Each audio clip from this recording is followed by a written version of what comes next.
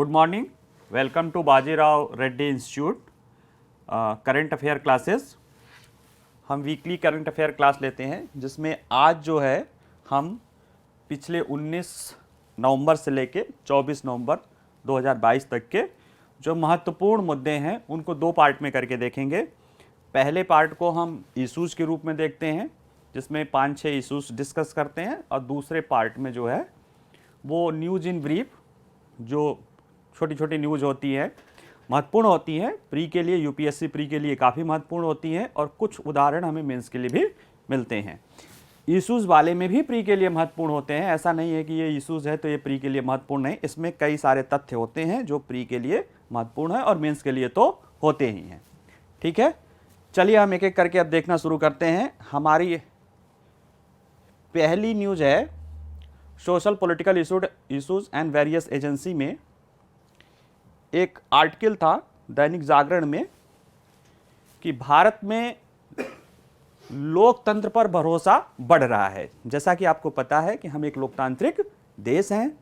लोकतंत्र में जनता का जो मत होता है वो सर्वाधिक होता है, और जनता का ही मत जो है शासन का आधार होता है, कानून का आधार होता है, व्यवस्था का आधार होता है।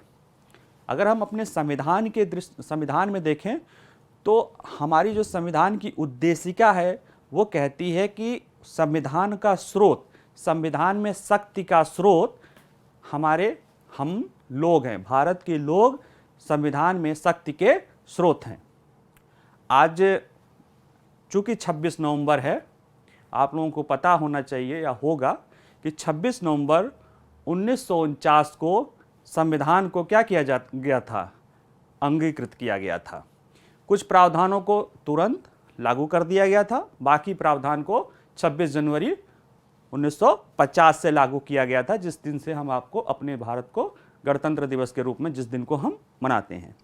तो चूंकि संविधान अंतिम रूप से 26 नवंबर 1949 को अधिनियमित, आत्मर्पित और लागू किया गया था, अतः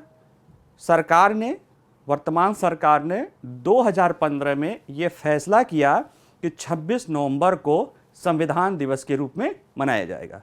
तो आज चूंकि 26 नवंबर है तो आज सभी लोगों को संविधान दिवस की ढेरों शुभकामनाएं। संविधान दिवस, संविधान थोड़ा सा जान लीजिए फिर देखते ही हैं संविधान क्या होता है। अगर आखिर संविधान दिवस है तो उससे प्रश्न होता है कि संविधान क्या होता है।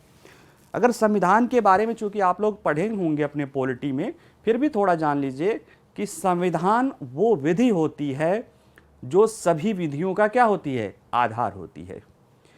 जैसे कि अगर लोकतंत्र के लिए देखा जाए तो संविधान जनता के मूल्यों की, जनता की इच्छाओं की, जनता के अधिकारों की और जनता के लिए उत्तरदायित्वों की मूलभूत विधि होती है। ठीक है, यह किसी भी देश, किसी भी व्यवस्था के शासन के लिए आधारभूत होता है। ठीक है, और इससे ज़्यादा चूंकि अभी हमारा टॉपिक नहीं है, आप अपने उसमें पढ़ेंगे। भाई ये याद रखिएगा कि आज संविधान दिवस है। 26 नवंबर 1949 को हमारे देश की संविधान सभा ने संविधान को लागू किया है, और संविधान सभा ने जब लागू किया है, ये बात हमें पता चलता है हमारी उद्देशिका में। उसी में पता चलता है कि भारत के लोग ही भारत के संविधान के स्रोत हैं।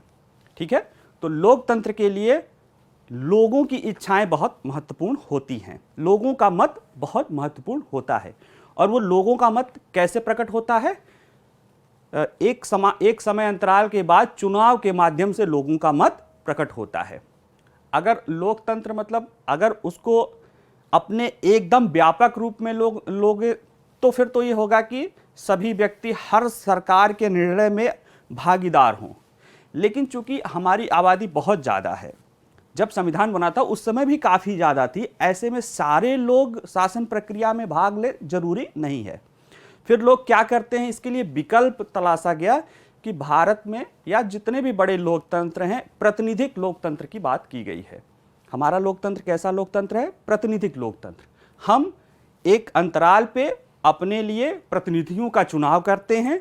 वो प्रतिनिधि हमारे उन मुद्दों को क्या करते हैं, उस संसद में बनाते हैं। उन्हीं प्रतिनिधियों में से, चूंकि हमने पार्लियामेंट्री फॉर्म ऑफ गवर्नमेंट या संसदीय प्रणाली को अपनाया है, जिसमें कार्यपालिका विधायिका का ही अंग होता है, विधायिका के ही सदस्यों से मिलकर बना होता है, विधायिका के प्रति उत्तरदायी होता है। अतः जो है यही हमारे जनप्रतिनिधि जिन्हें हम चुनते हैं डायरेक्ट, वही सरकार के रूप में भी, कार्यपालिका के रूप में भी कार्य करते हैं।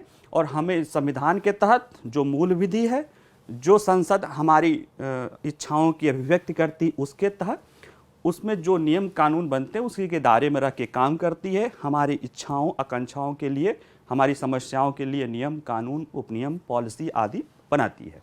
ठीक है, तो लोकतंत्र की सफलता के लिए जरूरी है कि खास तौर से संसदीय लोकतंत्र की सफलता के लिए या लोकतंत्र की सफलता के लिए जरूरी है कि जो चुनाव प्रक्रिया हो वो समय समय पे होती रहे और वो लोगों की मतों को अभिव्यक्त करती रहे, यानी निष्पक्ष स्वतंत्र चुनाव हो।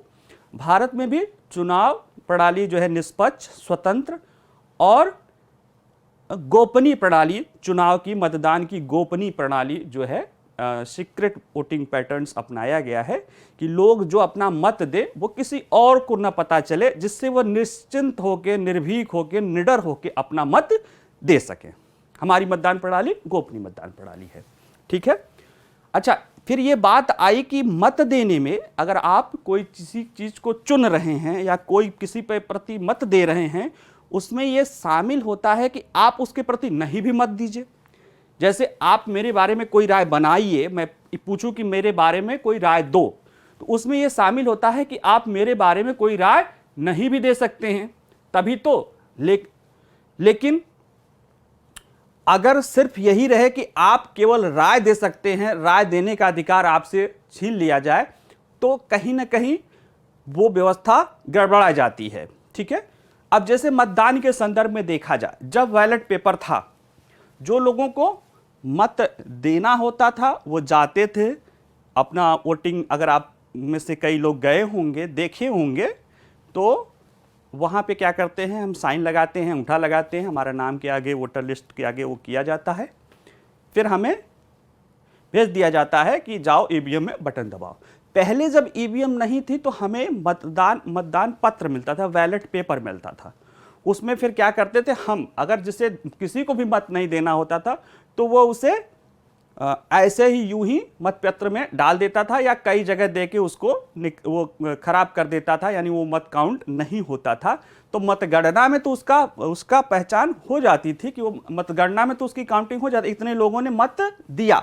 लेकिन उसने किसी को भी मत नहीं दिया तो उसकी एक तरह से नकारात्मक वोटिंग उसमें शामिल हो जाती थी, जिसने ब्लैंक छोड़ दिया या जो छोड़ दिया। ठीक है, जब वोटिंग मशीन आ गई तो आपका वोट तब तक नहीं माना जाता है जब तक आपने उसमें किसी भी बटन को दबा नहीं दिया था।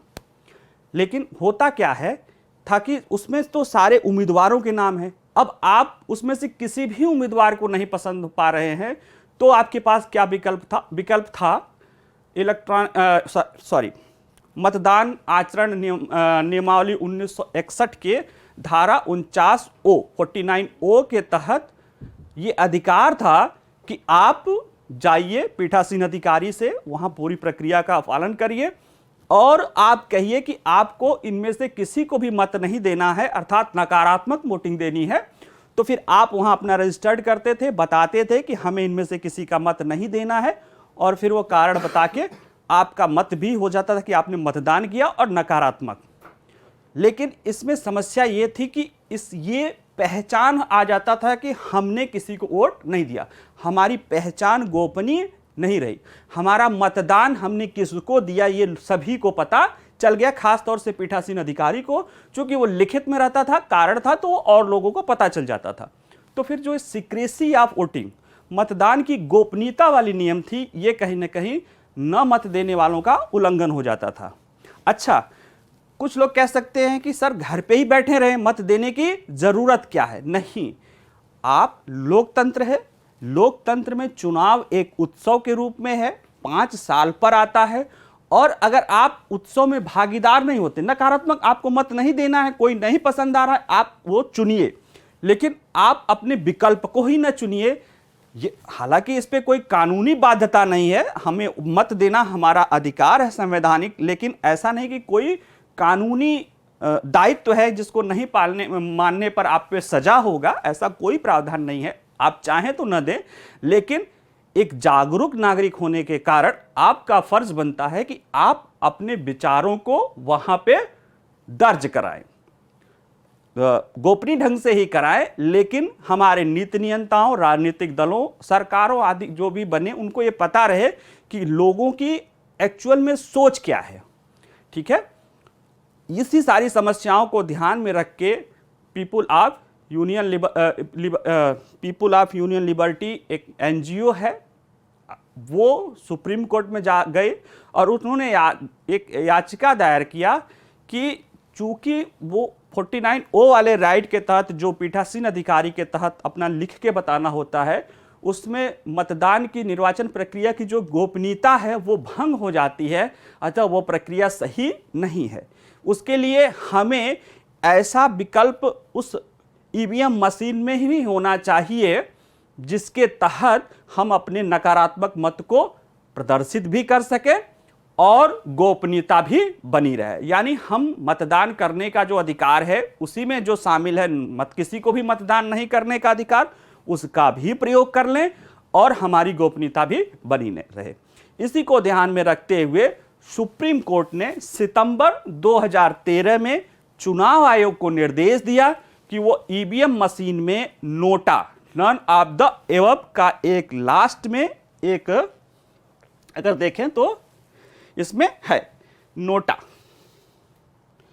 लास्ट में एक NOTA, none of the above, अंतिम में यह होता है जिसका आप बटन दबा के आप उसको रजिस्टर कर सकते हैं। ठीक है, इसको लोगों ने प्रयोग करना शुरू किया।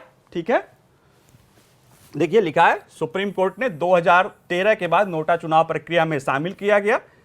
वही जो सभी उम्मीदवार जो है खड़े होते हैं, उनमें से कोई भी ना पसंद हो, जैसे हो सकता है कि भाई कोई पार्टी पसंद हो, उम्मीदवार ना पसंद हो, उम्मीदवार पसंद हो लेकिन वो जिस पार्टी में पसंद हो उसकी आइडियोलॉजी ना पसंद हो। ठीक है, तो ऐसे में फिर आपके पास विकल्प है कि आप उनमें से किसी को भी न चुने। हालांकि ये भी ध्यान रखने की बात है कि एक प्रश्न है कि अगर नोटा का मत प्रतिशत जो जीता, जो उम्मीदवार है वो सबसे ज्यादा हो गया तो क्या चुनाव कैंसिल हो जाएगा? कई और अमेरिका के राज्यों में ये व्यवस्था है, लेकिन भारत में नोटा संख्या तो बताती है, लेकिन जो चुनाव जीतने न जीतने का जो होता है, वो जो नोटा के बाद जो बचा हुआ मत होता है, उसमें जो सर्वाधिक पाता है वो विजेता घोषित कर दिया जाता है। इसे आप नोटा की आलोचना के रूप में देख सकते हैं। ठीक है, कि मत व्यक्त करने का भी कोई उस तरह प्रभाव नहीं पड़ता है। लेकिन चूंकि नोटा जब बड़ी संख्या में हो जाता है तो कहीं ना कहीं राजनीतिक दलों के लिए यह सोचने का मुद्दा हो जाता है कि उतने सारे लोग आपके उम्मीदवारों से या आपके दलों से नाखुश हैं। किसी इलाके में कोई लोग किसी पर्टिकुलर समस्या को लेके सरकार से नाखुश रहते हैं, वो मतदान का बहिष्कार करना, वो अपने सभी उम्मीदवारों से नाखुश रहते हैं। उनका अधिकार है, लोकतांत्रिक अधिकार है, संवैधानिक अधिकार है। तो वो क्या करते हैं, चुनाव में वो नोटा ही दबा देते हैं। तो किसी बूथ पे पता चला कि सभी नोटा में, इसका मतलब उस क्षेत्र के राजनीतिक दलों पर यह दबाव बन जाता है, उनको पता चल जाता है कि इस क्षेत्र के लोग हमसे नाखुश हैं। फिर चूंकि आपको भी पता है कि अगर लोकतंत्र में जनता के हितों को आप अनदेखी करेंगे तो लंबे समय तक आप सरवाइव नहीं करेंगे। अंततः तो जनता का हित ही और जनता का जो मैंडेट है उसी को शासन करना है। राजनीतिक दल आदि तो उसको व्यक्त करने के एक माध्यम है। ठीक है, तो कहीं ना कहीं ये नोटा का सकारात्मक हुआ कि राजनीतिक दल उस चीज को जान जाते हैं कि हमारे प्रति असंतोष है या हमारे उम्मीदवारों के प्रति असंतोष है, तो एक तो नीतियों में, चूंकि जहां के लोग असंतुष्ट होते हैं उनके प्रति, और दूसरे आगे भी इस चीज का ध्यान रखते हैं। ठीक है, अभी क्यों चर्चा में रहा, क्योंकि अभी मुंबई के अंधेरी में विधानसभा का उपचुनाव हुआ था। ठीक है, अंधेरी में इस उपचुनाव में शिवसेना के उद्धव ठाकरे गुट के उम्मीदवार रिकॉर्ड मतों से विजयी हुए थे, वो तो ठीक है, लेकिन जो और ज्यादा जो यहां पे नोटा कहां से आया कि इसके बाद दूसरे स्थान पे नोटा था। ठीक है, दूसरे स्थान पे नोटा था, बाकी सारे जो उम्मीदवार अन्य उम्मीदवार खड़े थे उनसे ज्यादा मत नोटा का पड़ा था। इसका मतलब कहीं ना कहीं यह दर्शाता है कि जो और उम्मीदवार खड़े थे जनता उनसे नाखुश थी। ठीक है, अब अगर देखें कि ये जो टॉपिक इस आर्टिकल में था कि भारत में लोकतंत्र पर लोगों का भरोसा बढ़ रहा है, लगातार कम हो रहा है नोटा। अगर नन ऑफ द एबव चुनने वालों का विकल्प धीरे धीरे कम होता जा रहा है और चुनाव निष्पक्ष हो रहा है, बिना डर भाव के हो रहा है, जो हो रहा है तभी तो वो नोटा दबाते हैं। अगर नहीं हो रहा होता तो नोटा नहीं, वो किसी न किसी को डर बस दबाते।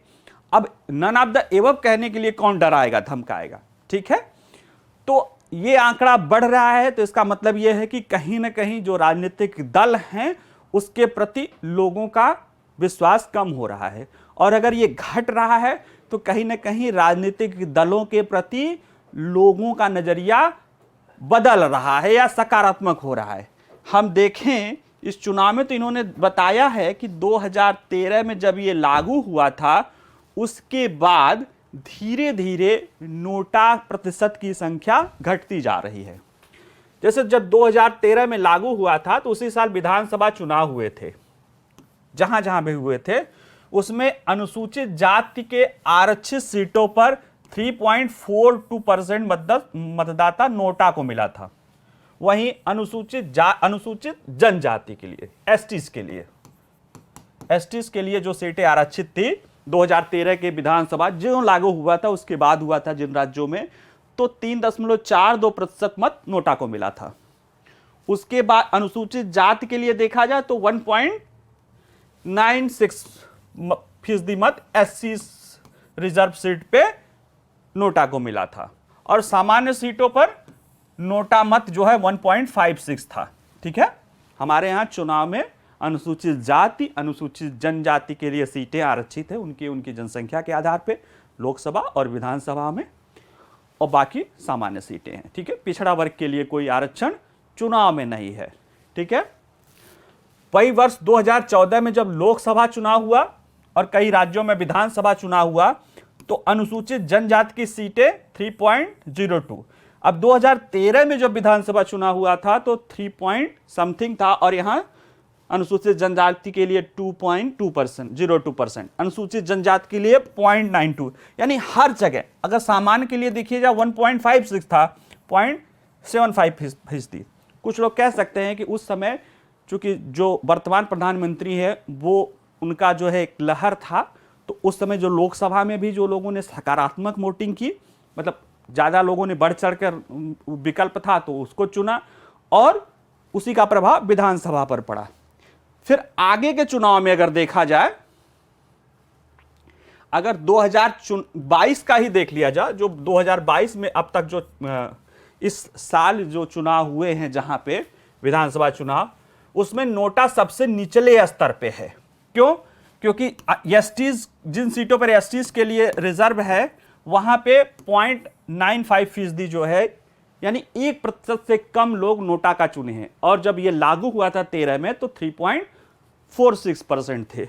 अनुसूचित जाति 0.8% और सामान्य सीटों पर 0.67, यानी कि 2013 में जब लागू हुआ था उस समय जितने लोग इसको चुने थे 1.56, उसका लगभग 40% लोग जो है 9 साल बाद जो विधानसभा चुनाव हुए, यानी कि कहीं ना कहीं लोग अब जो है उनको नन ऑफ द एबव के विकल्प कम चुन रहे। इसके दो कारण हो सकते हैं, एक कि लोगों को लगता हो कि इसका कोई सकारात्मक वो नहीं है, ये भी आप कह सकते हैं। दूसरा ये है कि जो उम्मीदवार हैं उनमें उनका भरोसा हो, क्योंकि ये भी देखने में आया है कि राजनीति में अब जो लोग लोकल उम्मीदवारों से ज़्यादा क्षेत्र मतलब दलों और उनके लीडरशिप को देख रहे हैं, तो हो सकता है कि भाई उम्मीदवार न पसंद हो तो दलों के आधार पर मतदान कर दे रहे हैं, और ये भी हमारे मतदान प्रणाली में एक नवीन जो है अवधारणा के रूप में दिखाई देने लगा है। ठीक है, इसके बारे में जब भारत के पूर्व मुख्य चुनाव आयुक्त ओपी रावत ने कहा कि नोटा में मत प्रतिशत लगातार आ रही गिरावट को दो रूपों में देखा जाना चाहिए। पहला, एक तो यह सीधे तौर पर लोगों का चुनाव प्रक्रिया में भरोसा बढ़ने को दिखाता है। ठीक है, लगातार कम हो रहा है, यानी लोगों को लग रहा है कि चुनाव प्रक्रिया में जो लोग हैं या जो दल हैं उनके प्रति वो सकारात्मक आ रहा है। दूसरा, कि इस बात का भी संकेत है कि मतदाताओं के मन में भय खत्म हो रहा है और वह किसी भी उम्मीदवार को वोट देने में स्वतंत्र हैं। जैसे कई बार यह होता था कि मतदाता किसी और उम्मीदवार को देना चाहते थे, लोगों का दबाव था कि उस पर न दें, तो वो दूसरे उम्मीदवार को दे देते थे। तो इन्होंने दो की, एक तो लोकतंत्र के लिए अच्छी बात है अगर नोटा का कम हो रहा हो, और दूसरा कि चुनाव निष्पक्ष हो रहे हैं, लोग खुलकर अपनी बात किसी भी उम्मीदवार को मत देने के लिए स्वतंत्र हो रहे हैं। ठीक है, तो ये आपका रहा है, आज संविधान दिवस था, तो संविधान दिवस के रूप में लोकतंत्र और लोकतंत्र के सफल लोकतंत्र के रूप में संसदीय लोकतंत्र, उसको लागू करने में चुनाव प्रणाली और उसमें भी एक सकारात्मक ही कहें भूमिका निभाने वाला नकारात्मक मत प्रणाली है। ये नकारात्मक मत प्रणाली, लेकिन इसे सकारात्मक क्यों? क्योंकि अगर आपके पास नहीं चुनने का विकल्प नहीं है तो आपको चुनने का जो विकल्प है वो अधूरा हो जाएगा। भाई आप सिर्फ पॉजिटिव ही डिसीजन, आप सिर्फ हाँ में हाँ मिलाएंगे, ये कैसा चुनने का विकल्प है? ये कैसा मत व्यक्त करने का अधिकार है? आपको नहीं भी चुनने का अधिकार है। सुझाव के रूप में अगर आपसे कभी पूछा जाए तो बता दीजिए कि इसे जब नोटा का जो है किसी उम्मीदवार से ज़्यादा पड़ जाए तो यहाँ पुनः चुनाव कराने के बारे में विचार किया जा सकता है। ठीक है, हालांकि उसका दुरुपयोग भी किया जा सकता है, वो कभी अब बाद में डिस्कस करेंगे। ठीक है, अगला न्यूज़ देखते हैं। सोशल और पॉलिटिकल इशू में वही एक न्यूज़ महत्वपूर्ण था। बाकी जो न्यूज़ चल रहे हैं अभी वो डेवलपिंग ऑर्डर में हैं, जैसे चुनाव आयोग वाला मुद्दा है और भी सारे जो मुद्दे हैं बहुत इंपॉर्टेंट हैं, लेकिन अभी वो डेवलपिंग ऑर्डर में हैं। उस पर कुछ निर्णय आ जाए फिर उस पर हम उसको डिस्कस करते हैं। ठीक है, विकास और economic development and economic issues में ये एक मुद्दा था कि भारत में शहरी स्थानीय निकायों, अर्बन लोकल बॉडीज, यूएलबीज बोलते हैं, अर्बन लोकल बॉडीज की खस्ता हाल वित्तीय स्थिति का दुष्प्रभाव। आप इसके पहले के न्यूज़ में देख चुके हैं कि वर्ल्ड बैंक ने विश्व बैंक ने एक ताज़ा रिपोर्ट निकाला थी, financing India's urban infrastructure need. उसमें उन्होंने बताया था कि भारत में तीव्र शहरीकरण, क्योंकि 2032 या मतलब जब हम आज़ादी विकसित देश की तरफ 47 यानी आगे आने वाले 25 सालों में जब हमने लक्ष्य रखा कि हम विकसित देश बन जाएंगे, तब तक भारत की 40% आबादी, उस समय अगर अनुमान लगाए तो 1.5 अरब की आबादी हो जाएगी, यानी लगभग 60 करोड़ आबादी शहरों में रहने लगेगी। और उसके लिए बहुत बड़ी मात्रा में इंफ्रास्ट्रक्चर की ज़रूरत पड़ेगी, जिसके लिए बताया गया था कि 68 लाख करोड़ रुपए उसके चाहिए 20-25 सालों में। उसके फाइनेंसिंग के लिए उन्होंने कुछ चीज़ें बताई थी, जाके पीछे किया उसमें है, देख लीजिएगा। उसी में ये बात आए निकल के कि शहरी, उनमें ये दर्शाया गया कि इनकी वित्तीय स्थिति खस्ता है। क्यों खस्ता है? क्योंकि ये जो सेवाएं देते हैं उन सेवाओं की उनकी जो फीस रखते हैं वो या तो फ्री रहती है या तो बहुत कम रखती है। उससे क्या होता है कि उनका एक तो उनका जो राजस्व आता है वो इतना ज़्यादा नहीं रहता है कि वो स्वयं की ज़रूरतों को पूरा कर सकें।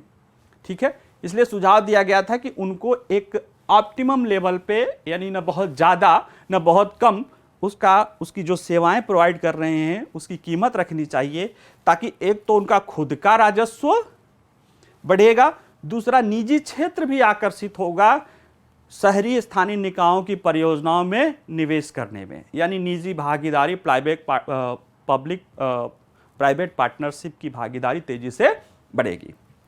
इसमें जो बात कही गई है कि खस्ताहाल विस्तृति का दुष्प्रभाव, ये जो दुष्प्रभाव दिख रहा है वो दिख रहा है कि जो केंद्र सरकार की कई सारी बहुत महत्वपूर्ण योजनाएं हैं, जैसे स्मार्ट सिटी योजना, अमृत योजना, शहरी आवास योजना, और एक योजना का नाम मैं मिस कर रहा हूं, इसी में है। ये सब जो योजनाएं हैं, जैसे अमृत, स्मार्ट सिटी, शहरी आवास योजना और स्वच्छता अभियान भी है, ये सारी योजनाएं उस तरह से अगर इन्होंने जब विश्लेषण किया 6 सालों का, 15-16 से लेके वर्ल्ड बैंक ने 20-21-22 तक के जो आंकड़े देखे, तो उसमें देखे कि उसका पूरे जो फंड है उसका इस्तेमाल ये करने में, इसका इस्तेमाल ये शहरी स्थानीय निकाय यानी अर्बन लोकल बॉडीज करने में सक्षम नहीं हो पा रही है। उसके पीछे जब कारणों की पड़ताल की गई तो पता चला कि इन स्कीमों में ये कहा गया है कि जैसे उसमें ज़्यादातर हिस्सा केंद्र सरकार लगाती है, देती है, फंड करती है, कुछ हिस्सा राज्य सरकारें देती हैं और कुछ हिस्सा इन स्थानीय शहरी निकायों को भी उसमें फाइनेंस करना होता है, उसमें लगाना होता है। लेकिन चूंकि इनकी वित्तीय स्थिति पहले से ही इतनी खराब है कि अपनी जरूरतें पूरी नहीं कर पा रहे हैं, डे टू डे की कमियां नहीं, राज्य सरकार और केंद्र सरकार के उस पर निर्भर हैं, ऐसे में इन योजनाओं, इन महत्वपूर्ण योजनाओं जैसे स्मार्ट सिटी, अटल नवीकरण शहरी परिवर्तन योजना यानी अमृत योजना, स्वच्छ भारत मिशन और प्रधानमंत्री आवास योजना, ये 4-5 बहुत महत्वपूर्ण योजनाएं हैं जो शहरों के कायाकल्प के लिए लाई गई हैं। ठीक है, जैसे स्मार्ट सिटी, वर्तमान स्मार्ट सिटी कैसा क्या अवधारणा है कि वो शहर एक सेल्फ रिलायबल बॉडी के रूप में रहें, जिसमें रहने वाले लोगों की ज़रूरतें पूरी होती रहें, यानी इंफ्रास्ट्रक्चर के रूप में, बिजली के रूप में यानी पावर कंजम्पशन के रूप में, पेयजल के रूप में, आवास के रूप में और मास ट्रांसपोर्ट सिस्टम के रूप में, पर्यावरण के दृष्टि से, जो कचरा है उसके निपटान के दृष्टि से, वित्तीय दृष्टि से ये क्या हो, सेल्फ सफिशिएंट हो। लेकिन दूसरा, अटल नवीकरण और शहरी परिवर्तन मिशन, जो पुराने हेरिटेज शहर हैं उनको नए जरूरतों के अनुसार पुरानी व्यवस्था बना के उसको करने का। स्वच्छ भारत मिशन, स्वच्छता जो शहरी की तरह, स्वच्छ भारत मिशन शहरों के लिए, स्वच्छ भारत ग्रामीण मिशन ग्रामीण क्षेत्रों के लिए है। और प्रधानमंत्री शहरी आवास योजना, शहरी क्षेत्रों में बीपीएल, बेरोजगार या झुग्गी झोपड़ी के रहने वाले लोगों को आवासीय योजना है। ठीक है, ये सारी योजनाएं बहुत महत्वपूर्ण हैं हमारी शहरों को तैयार करने के लिए 2047 में, जब हम विकसित देश बनने की स्थिति में, जब हम 60 करोड़ लोग शहरों में रहने लगेंगे। लेकिन चूंकि उनकी वित्तीय स्थिति सही नहीं है, ऐसी में वो उसका फाइनेंसिंग नहीं कर पा रहे हैं। अगर आंकड़े देखें जो इन्होंने बात कही है रिपोर्ट में, जैसे देखिए इन्होंने बताया कि 2015-16 से 20-21 यानी 6 साल की अवधि में स्वीकृत परियोजनाओं की लागत का केवल 5वां हिस्सा ही व्यय किया गया, यानी कि इन 6 सालों में केवल 20% ही व्यय किया जा सका, यानी 80% व्यय नहीं किया जा सका। तो कहीं ना कहीं ये इन परियोजनाओं पर पलीता लगाने का काम ये अर्बन लोकल बॉडीज की वित्तीय खस्ता हालात कर रही है। ठीक है, क्योंकि इन योजनाओं में स्थानीय निकायों को अपने हिस्से की राशि मिलानी होती है और अधिकतर निकाय अपना खर्च भी नहीं निकाल पा रहे हैं। आंकड़े दिखाता है अमृत और स्वच्छ भारत मिशन के लिए केंद्र सरकार की ओर से योगदान की क्रमशः 84%, यानी अमृत का 84% और स्वच्छ भारत का 76% धनराशि जारी कर दी गई है केंद्र सरकार ने, बैंकों में पड़ी है। लेकिन स्मार्ट सिटी मिशन के लिए 48% और प्रधानमंत्री शहरी आवास योजना के लिए 47%, यानी इन योजनाओं के लिए अमृत के लिए 84% केंद्र सरकार दे चुकी है, स्वच्छ भारत के लिए 76, यानी लगभग 50% राशि सभी योजनाओं के लिए दे चुकी है, लेकिन उसमें खर्च हुआ है 20%, क्योंकि उसके लिए जो जरूरी है कि जिनको मिलाना है अपने हिस्सों की, वो नहीं मिला पा रही हैं। होना क्या चाहिए फिर वहीं जो उस रिपोर्ट में कहा गया है कि ज़रूरतों के लिए क्या होगा कि स्थानीय निकायों को अपनी जो सेवाएं दी रही हैं उसे इस तरह बनाना होगा कि वो रेवेन्यू जनरेट कर सकें, ताकि वो स्थानीय ज़रूरतों के लिए जो परियोजनाएं बनाएं उसमें निजी क्षेत्र के भी फाइनेंस को आकर्षित कर सके। दूसरा ये भी हो सकता है कि सरकार इन स्थिति को ध्यान में रख के अगर ज़रूरत हो तो उन स्थानीय जो स्ट्रेस में हैं जो स्थानीय निकाय, उनकी ज़रूरत का हिस्सा भी उन्हें ऋण या उस अनुदान के रूप में पूरा करके, चूँकि अंतोगत्वा ये अगर पूरा नहीं होगा तो सफ़र परेशान भारत होगा, भारत का विकास होगा, भारत के लोग होंगे। ठीक है, तो ये दोनों के लिए है, इसमें सुझाव अपना कर सकते हैं। ठीक है, इसमें वही सारे आंकड़े हैं कि अब जैसे देखिए स्वच्छ भारत मिशन परियोजना की कुल लागत 1,92,000 करोड़ है, अमृत योजना 71,000 करोड़ रुपए, लेकिन चूंकि वो अपना इस्तेमाल नहीं कर पा रहे हैं अतः 20-22% पे भी अटके हैं। अगर इसका पूरा इस्तेमाल हो जाए तो लगभग 3,60,000-63,000 करोड़ रुपए, जिसका भी 20% भी मान लीजिए तो यानी 72,000 करोड़ रुपए खर्च हुआ है। बाकी का 2.5 लाख, बाकी का जो है 2,80,90,000 1,80,90,000 करोड़ रुपया जो है वो अभी खर्च नहीं हुआ है। क्यों? क्योंकि ये नहीं लगा सकते हैं। तो कहीं ना कहीं जो स्मार्ट सिटी या जो अमृत मिशन या जो शहरी आवास या योजना जो पिछड़ते दिख रहे हैं उसमें एक कारण ये भी है। ठीक है, जैसा कि आपको पता होगा आपके यूपीएससी का जो आपका मेंस वाला टॉपिक है, ये जो योजना है भारत में नेटवर्क रेडीनेस सूचकांक, ये प्री के लिए तो इम्पॉर्टेंट है ही है। प्री के लिए जो डेटा है वो इम्पॉर्टेंट है, ध्यान से पढ़ लीजिएगा इसमें। ठीक है, बोल्ड किया हुआ है, मैं बता भी दूंगा कि क्या प्री के लिए है।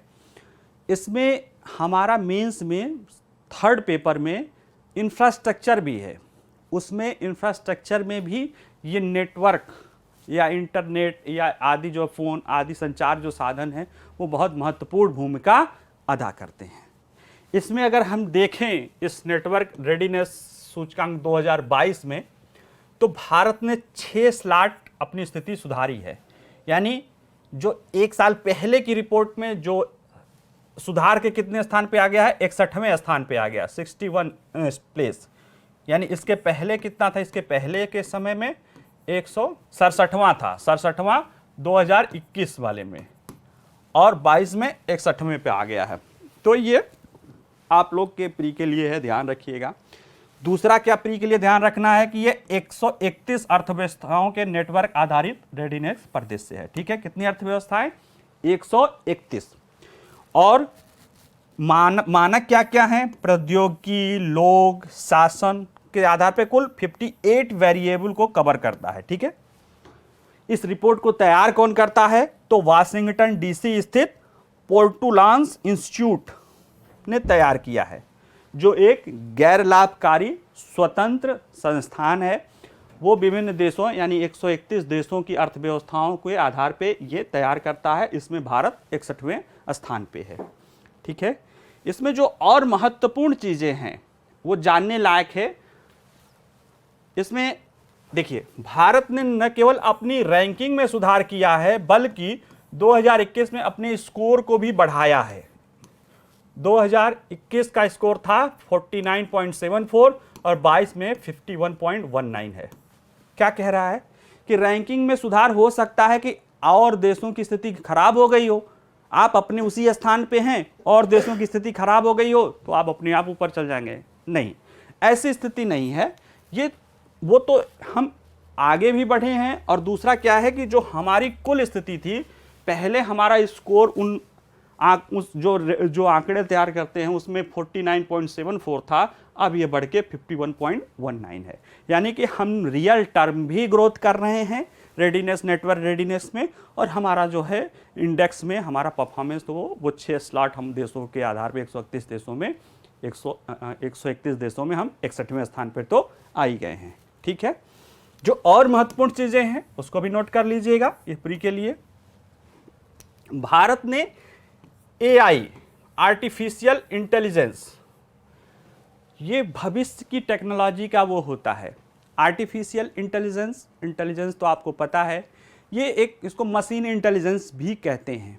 ये एक तरह से कंप्यूटर बुद्धि की बात करती है। कंप्यूटर बुद्धि, कंप्यूटर का प्रोसेसिंग आपको पता है कि वो अपना प्रोसेस करता है, लेकिन वो लीनियर आधार पे करता है।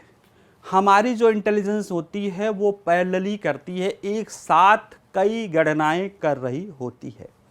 तो विज्ञान में ये बात आ रही है कि कंप्यूटर को जो सोच है, कंप्यूटर की जो प्रोसेसिंग है, उसको इस तरह बनाया जाए कि वो इंटेलिजेंस के रूप में, उसमें इंटेलिजेंस ही आ जाए, उसमें जैसे हमारे अंदर सोचने की क्षमता है ना, कई सारे निर्णय करने की, स्वतः जैसे कंप्यूटर में जो हम डेटा देते हैं उसके आधार पे करता है, जो चीज़ें सूचनाएं दी जाती हैं उसके आधार पे करता है स्वतः।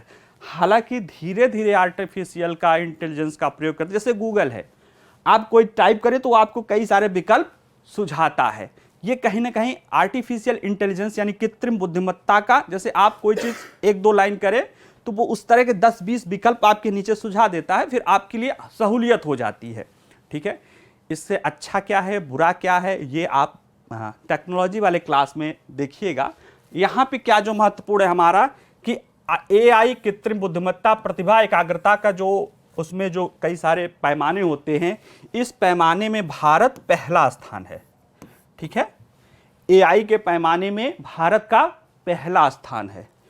देश के भीतर मोबाइल ब्रॉडबैंड इंटरनेट ट्रैफिक, यानी कि जो मोबाइल के जरिए ब्रॉडबैंड इंटरनेट ट्रैफिक हो रहा है, यानी लोग मोबाइल के जरिए जो ब्रॉडबैंड ट्रैफिक प्राप्त कर रहे हैं, और अंतर्राष्ट्रीय इंटरनेट बैंडविड्थ में दूसरा स्थान है। ठीक है, यानी कि इंटरनेट ब्रॉडबैंड इंटरनेट ट्रैफिकिंग के मामले में भारत का स्थान दूसरा है। दूरसंचार सेवाओं में वार्षिक निवेश व घरेलू बाजार के आकार, यानी कि दूरसंचार सेवाओं में कितना निवेश हो रहा है और घरेलू बाजार का आकार कितना है, इसके आधार पर भारत का स्थान तीसरा है। ठीक है, एआई में पहला, मोबाइल ब्रॉडबैंड इंटरनेट ट्रैफिक में दूसरा, बाजार और वार्षिक निवेश में दूरसंचार के क्षेत्र में तीसरा, कम्युनिकेशन सैटेलाइट सेवा निर्यात, यानी हम यहाँ से जो भी कम्युनिकेशन सेवाएं निर्यात कर रहे हैं उसमें चौथा स्थान है। ठीक है, और बिल्डिंग इंटरनेट सब्सक्रिप्शन और एआई वैज्ञानिक प्रकाशन, आर्टिफिशियल इंटेलिजेंस में जो हम रिसर्च कर रहे हैं उसका जो प्रकाशन कर रहे हैं उसमें हम 5वें स्थान पे हैं। ठीक है, तो ये भी हमारे लिए इंपॉर्टेंट है, ध्यान रखिएगा। हालांकि मैंने बोल्ड और विभिन्न उसमें कर रखा है। ठीक है, ये हमारे प्री के लिए भी इंपॉर्टेंट है, मेंस के लिए भी इंपॉर्टेंट है। जब आप इस क्षेत्र में आप 5G की बात कर रहे हैं, नियर फ्यूचर 6G टेक्नोलॉजी की बात आएगी, टेक्नोलॉजी में भारत की उपलब्धियों की बात होती है ना मेंस में, भारत का टेक्नोलॉजी के संबंध में क्या उपलब्धियां हैं, तो आप देखिए कि आर्टिफिशियल इंटेलिजेंस में हम क्या हैं, पहले स्थान पे पहुंच रहे हैं। ये कहीं ना कहीं भारतीय प्रतिभा, भारतीय मस्तिष्क और कंप्यूटर के क्षेत्र में हमारे जो हम कहते हैं ना झंडे गाड़ देने का एक प्रतीक दिखा रहा है ये रिपोर्ट। ठीक है, बाकी और भी बहुत सारे पैरामीटर्स हैं जिसके आधार पर, चूंकि पता है कि भारत एक विकासशील देश है, बहुत बड़ी आबादी है, आबादी बड़ी होने के कारण कोई भी चीज़ आती है तो वो उसको परसेंटेज के आधार पर या उसके आधार पर, प्रति व्यक्ति के आधार पर वो चीज़ें कम हो जाती हैं। अतः उसमें कमी, अभी हम 61वें स्थान पे हैं, लेकिन कई सारे क्षेत्रों में हम पहले से लेके 5वें स्थान पे हैं। ये हमारे लिए ये न्यूज़ सकारात्मक दिखा रही है। ठीक है, ये न्यूज़ जो एक और बहुत अच्छी बात कही है, नेटवर्क रेडीनेस इंडेक्स 2022 की रिपोर्ट, वो ध्यान देने वाला है कि भारत के पास अपने आय स्तर को, यानी जो जिस आय स्तर के हैं हम मिडिल इनकम विकासशील देश हैं, हमारी जो आय स्तर है पर कैपिटा वो एक मिडिल इनकम कंट्री के रूप में, भले हम विश्व की 5वीं अर्थव्यवस्था हो, लेकिन चूंकि हमारी आय जनसंख्या के बड़े आकार और उसमें आय के बंटवारे में इस तरह से होना कि आय का बहुत बड़ा हिस्सा कुछ लोगों तक सीमित होने के कारण भारत एक मध्यम इनकम ग्रुप में ही शामिल है, विकासशील देश के रूप में ही शामिल है। उसके देखते हुए भी उम्मीद से कहीं अधिक रेडीनेस नेटवर्क है, यानी हमारा नेटवर्क को, इंटरनेट, ब्रॉडबैंड सेवाएं, मोबाइल आदि को लेकर जो हमारा तैयारी का सूचकांक है वो उसको देखते हुए बहुत बेहतर है। ठीक है, तो आप इसे एक देख लीजिएगा, एक पॉजिटिव न्यूज़ है। अब चूंकि हम नेटवर्क और उसकी बात कर ही रहे हैं, तो जो ट्राई है हमारी दूरसंचार telecommunication regulatory authority of India, भारतीय दूरसंचार नियामक प्राधिकरण, ट्राई है, एक नियामकीय संस्था है। किसी बच्चे ने हमसे पूछा था, एक दूरसंचार नियामकीय संस्था है। जब से हमने उदारीकरण किया है तब से हमने बाजार राज्य को कई सारे एक्टिविटी, इकोनॉमिक एक्टिविटी से धीरे धीरे पीछे करके उसमें निजी क्षेत्रों को शामिल करना शुरू किया है। जैसे कि दूरसंचार क्षेत्र में पहले आया तो BSNL आया, MTNL आया, पूरी तरह से सरकारी स्वामित्व में। अब क्या है कि जब उसमें लाए तो फिर हमने निजी क्षेत्रों को भी उसमें शामिल किया, जैसे भारतीय एयरटेल, जियो, रिलायंस, वोडाफोन, बहुत सारे लोग शामिल हुए। इनमें निजी क्षेत्र, चूंकि आपको पता होगा कि वो लाभ के आधारित होता है, वो उसका मेन मोटिव फैक्टर क्या होता है? सरकार का मोटिव फैक्टर लोगों का हित होता है, इसलिए कीमतें उस तरह से रखता है। और निजी क्षेत्र का क्या होता है? लाभ प्रेरित होता है, ज़्यादा से ज़्यादा लाभ कमाना होता है। अब इसमें फिर हम निजी क्षेत्र का जब लाभ कमाना होता है तो हम उसको लाते क्यों हैं? क्योंकि लाभ कमाने के दौरान आपके पास दो विकल्प होता है। एक ये होता है कि आप अपनी चीज़ों का दाम ज़्यादा रखें, और दूसरा क्या है कि आप अपनी चीज़ों का दाम जो भी रखें औरों से कम रखें और सेवाएं बेहतर करें, ताकि और जो कस्टमर हैं, कस्टमर तो उतना ही है, वो आप तक पहुंचे। ठीक है, अगर सिर्फ एक, तो इसके लिए क्या जरूरी है कि इसके लिए जरूरी है कि मार्केट में कई सारे प्लेयर काम करते रहें, ताकि कोई एक मोनोपोली न हो और वो मनमाना दाम करके वो ना सके। अब जब एक से ज्यादा लोग होंगे और उनमें कार्टेल अगर बना लिए, फिर वो एक से ज्यादा लोगों वाली जो ना प्रतिस्पर्धा वाली बात है वो खत्म हो जाएगी। यानी कि हमें जरूरी है कि मार्केट में एक से अधिक लोग काम करें, एक से अधिक निजी क्षेत्र के लोग काम करें और उनमें आपस में कार्टेल ना बने। कार्टेल मतलब जानबूझ के एक संगठन बना लो कि भाई हम भी इतना दाम रखेंगे, तुम भी इतना दाम रखना, ताकि हम सेवाएं ना अच्छा करें ना करें, लोग मजबूर हो जाएंगे और हम ही लोग। यानी कि कार्टेलाइजेशन ऑफ बिजनेस या इकोनॉमी को हमें रोकना था। और क्या करना था? जब ये होगा तो अब लोगों के पास, जब प्रतिस्पर्धा स्वस्थ हो जाएगी, फिर लोगों के पास विकल्प क्या होगा? जो एजेंसियां हैं लाभ कमाने के लिए, भाई वो लाभ कमाने आए हैं, तो फिर वो अपनी सेवाओं की गुणवत्ता बढ़ाने लगेंगी। तब वो दाम पे ज़्यादा फोकस न करके अपनी सेवाओं की गुणवत्ता, उसकी स्पीड बढ़ाएंगे, उसकी पहुंच बढ़ाने लगेंगी, लोगों को ज़्यादा, उन लोगों की जो समस्याएं होंगी उसको ज़्यादा बेहतर सुनेंगी, है ना। जैसे उसने जब जियो आया, जियो ने चीज़ें अपना नेटवर्क स्पीड ज़्यादा दिया, ज़्यादातर अपना वो पहुंचाया, तो एयरटेल पे दबाव बना। एयरटेल पे दबाव बना तो वो भी अपने दाम को घटाया। जहां पहले 2-3 साल 4 साल पहले, जियो के आने के पहले 250 रुपये पर GB डेटा था, वहां अब 250 रुपये में अनलिमिटेड यानी 1 से 2 GB डेटा पर डे पे प्लान उपलब्ध है और उसकी स्पीड भी 4G 5G में उपलब्ध है। तो कहीं ना कहीं ये दबाव बना। दूसरा, एयरटेल ने अब ऐड करता तो कहता है कि हमसे, हमारा जो समस्या है कॉल ड्रॉप आदि की, इतने लोग हम पे कंप्लेन कर रहे हैं और हम उनकी कंप्लेन को दूर कर रहे हैं। ये सब क्या है? सेवा की गुणवत्ता बेहतर हो रहा है। ठीक है, इन सारी चीज़ों के लिए इतना डिटेल में अब नहीं जाएंगे। तो इन सब जरूरत क्या थी कि ज़्यादा से ज़्यादा लोग प्ले करें मार्केट में, प्लेग्राउंड अगर मार्केट है निजी क्षेत्र, क्योंकि निजी क्षेत्र क्या करेगा?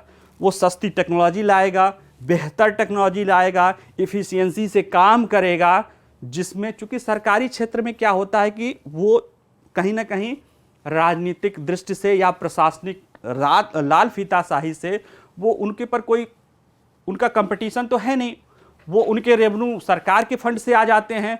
तो ऐसे में और अगर वो तबाह भी हो जाएंगे तो उनके घर का क्या जाता है? वो तो सरकार और टैक्स पेयर के मनी से जाता है।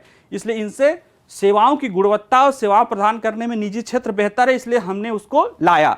लेकिन उसकी जो कमियां है, निजी क्षेत्र की कमियां, उसको दूर करने के लिए तमाम रेगुलेटरी बॉडीज लाए।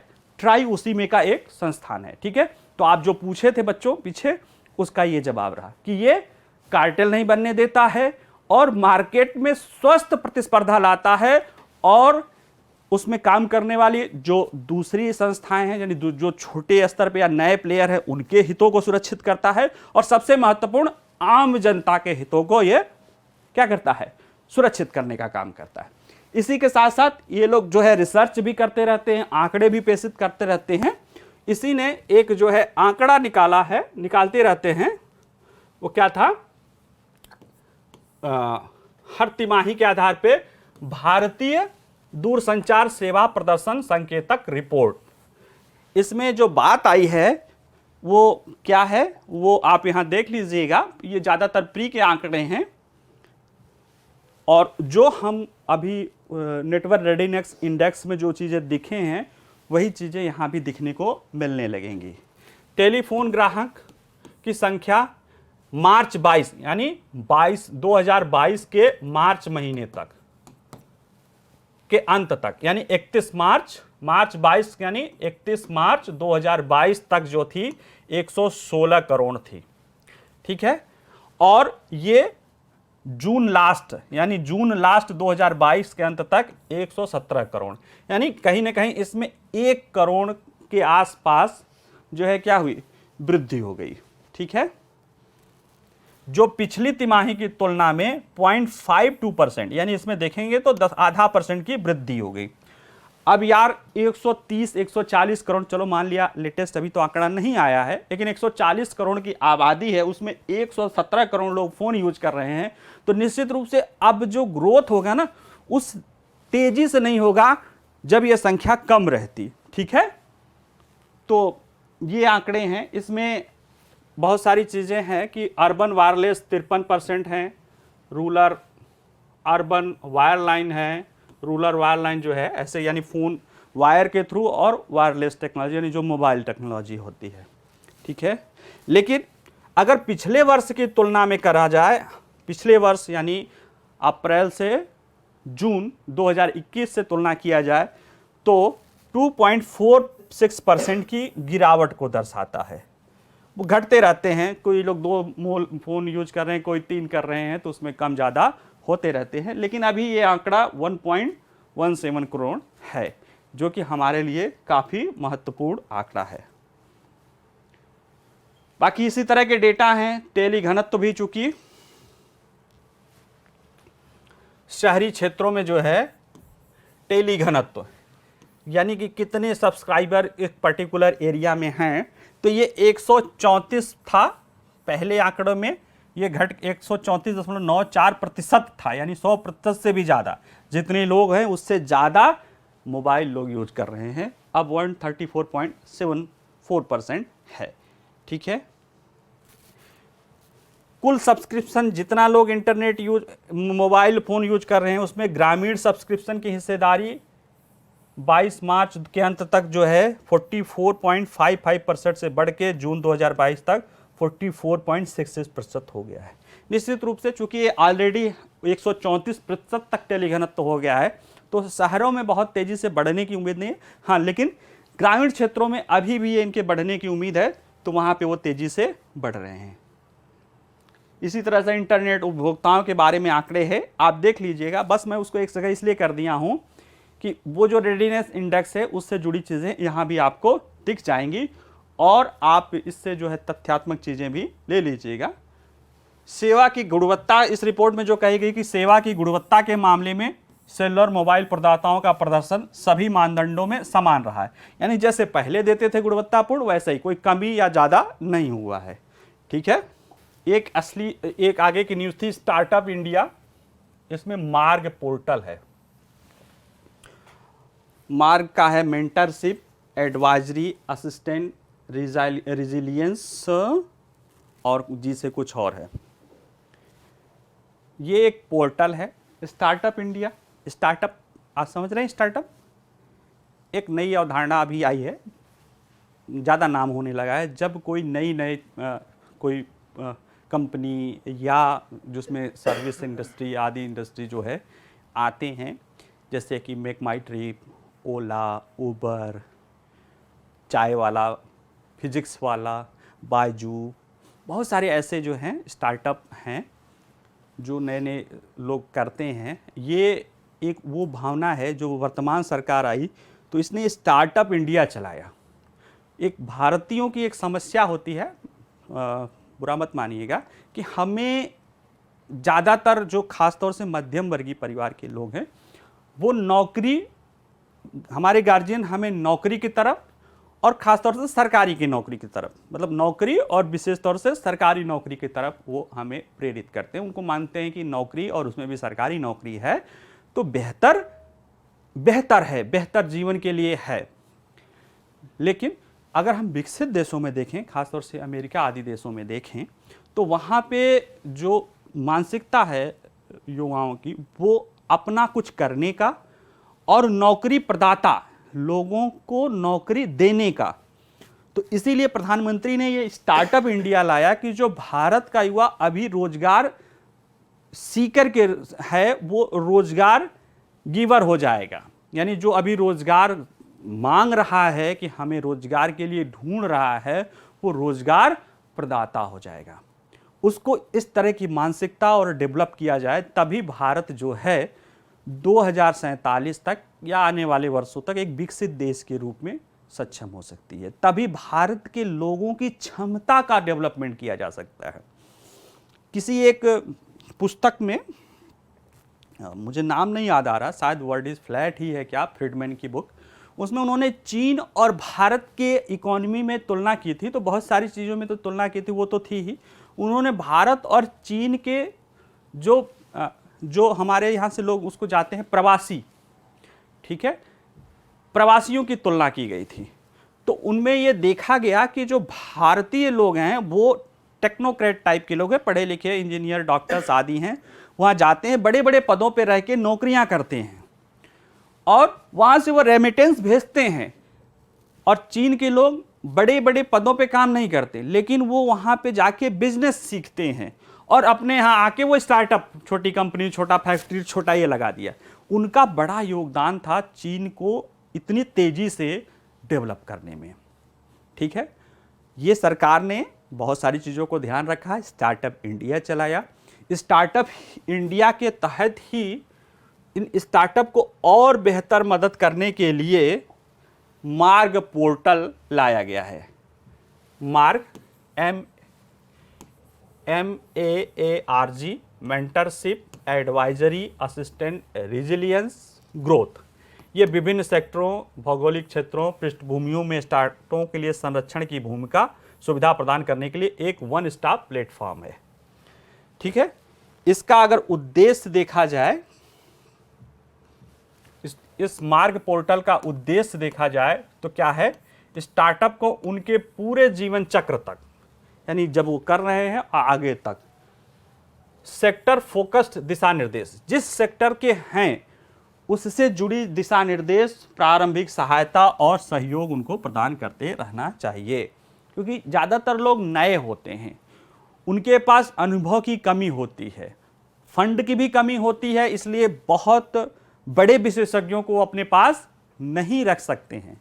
लेकिन इससे जुड़कर उस क्षेत्र विशेष में जो आगे आने वाली संभावनाएं हैं, समस्याएं हैं, चुनौतियां हैं, प्रॉब्लम्स है, ये इस पोर्टल के जरिए वो उनको प्राप्त होता रहेगा। क्यों? क्योंकि मेंटरशिप है ना, मेंटरशिप,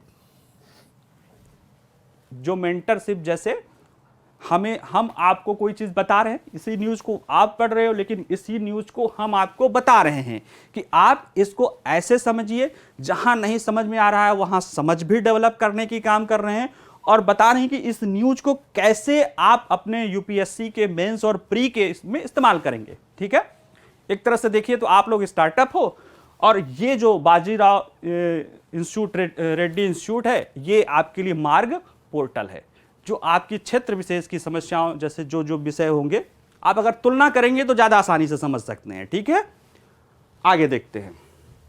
यह औपचारिक संरचित प्लेटफॉर्म की स्थापना करता है जो संरक्षकों तथा उनसे संबंधित सलाहकारों के बीच बुद्धिमत्तापूर्ण मैच मेकिंग की सुविधा प्रदान करता है। ठीक है, स्टार्टअप के लिए दक्ष और विशेषज्ञ संरक्षण यानी गार्जियन की या मेंटरशिप की सुविधा प्रदान करना तथा एक परिणाम केंद्रित तंत्र का निर्माण करना जो मेंटर मेंटी सहयोग को ठीक समय पर ट्रैक करने में सक्षम हो।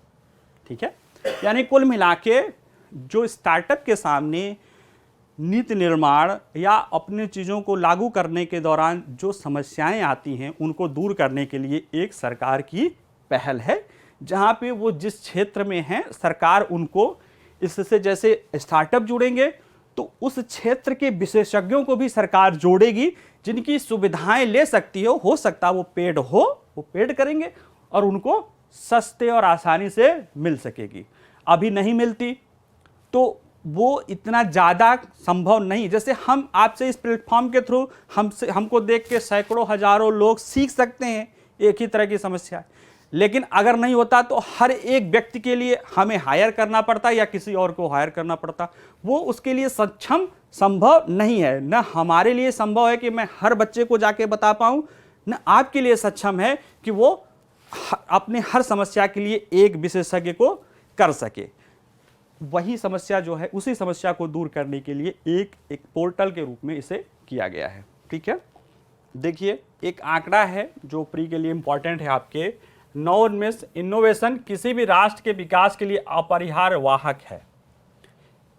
केवल भारत में ही 82,000 से अधिक DPIIT पर मान्यता प्राप्त स्टार्टअप है और 107 से अधिक यूनिकॉर्न है। यूनिकॉर्न क्या होता है? वो एक सींग वाला घोड़ा है ना हाँ, एक सींग वाला ही घोड़ा है। लेकिन यहाँ पे जो यूनिकॉर्न है उसका जो अर्थ लिया जाता है कि किसी भी स्टार्टअप जिसका जो नेटवर्थ है वो $1 अरब, $1 अरब मतलब $1 बिलियन, $1 अरब यानी 1000 करोड़ डॉलर। ठीक है, अगर उसको रुपए में बदलेंगे 80-81 रुपए के आसपास डॉलर है, यानी 8,81 करोड़ रुपए से ऊपर जिसका नेटवर्थ हो उसे उस स्टार्टअप को हम क्या मान लेंगे? यूनिकॉर्न मान लेंगे। इस समय भारत में 107 स्टार्टअप ऐसे हैं जिनका नेटवर्थ $1 बिलियन यानी 8,000 करोड़ से ज़्यादा का है। और वित्त मंत्री ने कहा कि भारत में अगर इनका टोटल पूंजी देखा जाए नेटवर्थ 107 स्टार्टअप्स का तो ये $250 अरब से ज़्यादा का है। अगर स्टार्टअप की निर्माण की जो स्टार्टअप की यूनिकॉर्न बनने की देखेंगे तो सबसे तेजी से अमेरिका में होते हैं। भारत तीसरे स्थान पे है। चीन के बाद अगर स्टार्टअप और यूनिकॉर्न के मामले में देखा जाए तो तीसरे स्थान पे है। नंबर 1 पे अमेरिका है, नंबर 2 पे चीन है, नंबर 3 पे भारत है। 3 पे होना भी कम बात नहीं है। ठीक है, और अगर 2022 में स्टार्टअप के यूनिकॉर्न बनने की बात देखी जाए तो सबसे तेजी से यूनिकॉर्न बने हैं पिछले 5-6 महीने में वो अमेरिका में, नंबर 2 पे भारत है, चीन पिछड़ गया है। ठीक है, हमारे यहाँ 14 स्टार्टअप पिछले 6 महीने में यूनिकॉर्न बन गए हैं, यानी उनकी नेटवर्थ $1 अरब से ज़्यादा हो गई है। ठीक है, उद्यमशीलता, हम तेजी से रोजगार चाहने वाले देश से बदलकर रोजगार सृजन करने वाले राष्ट्र के रूप में रूपांतरित हो रहे हैं। ये कोट लाइन है, इसको आप प्रयोग कर सकते हैं कि हम अभी जो रोजगार चाहने वाले, हमारे यहाँ ज़्यादातर लोग जो रोजगार चाहते थे अब वो रोजगार प्रदाता हो रहे हैं। यही स्टार्टअप इंडिया का क्या है? एम है। ठीक है ना, तो इसमें जो भी समस्याएं आ रही हैं उनमें जैसे जो मेंटर विशेषज्ञता आदि की समस्या है उसी को दूर करने के लिए मार्ग portal MAARG mentorship advisory assistant resilience growth मार्ग पोर्टल का गठन किया गया है। ठीक है, तो आप देख लीजिएगा, ये एक आंकड़े हैं, पढ़ लीजिएगा, NSSO के रिपोर्ट के आधार पे है।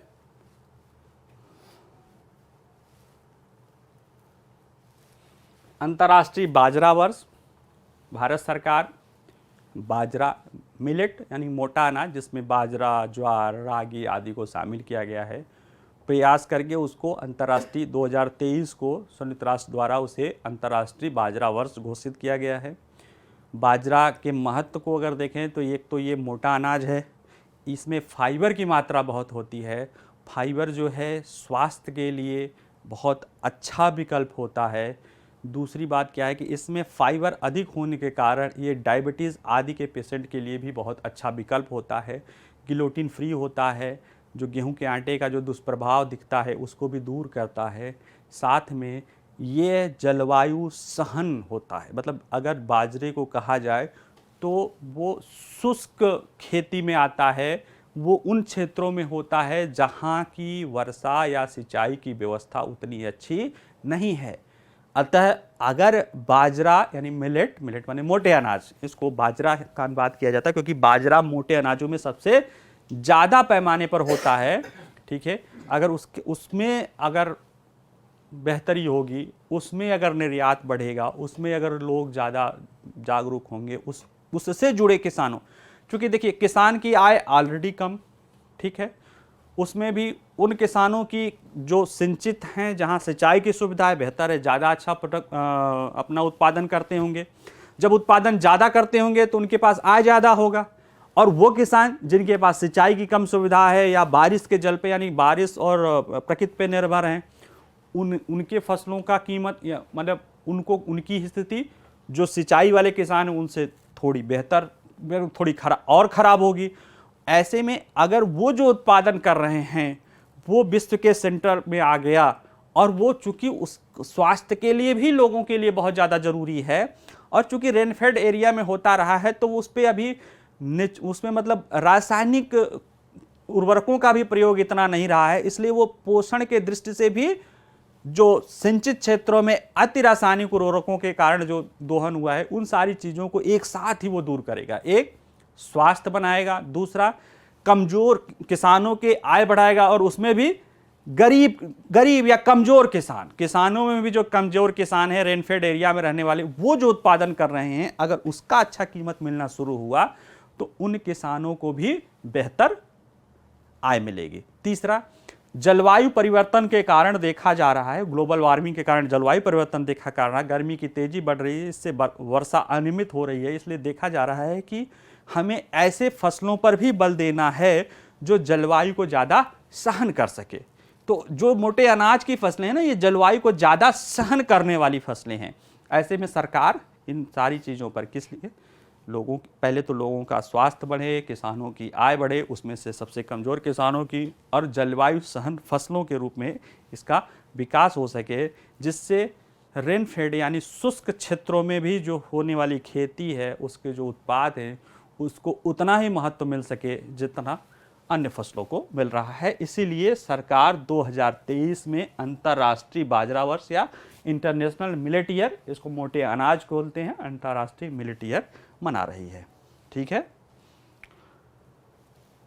देख लीजिएगा इसको, बाकी इसमें आंकड़े हैं, आप इसको इसी तरह समझना है कि क्यों मना रही है ना। प्रश्न होगा क्यों मना रही है, कि सरकार बाजरे को क्यों मना रही, क्यों, वही सारी चीज़ें कि एक सरकार कोई एक काम करती है तो उसके दूरगामी और तात्कालिक कई सारे पहलू होते हैं, हमें इनको समझना है और अपने प्रश्न, अब जैसे ये कृषि, फसल प्रणालियाँ है ना, खाद्य सुरक्षा, ये सारे पहलू हमारे जीएस के पेपर 3 में जुड़े हुए हैं।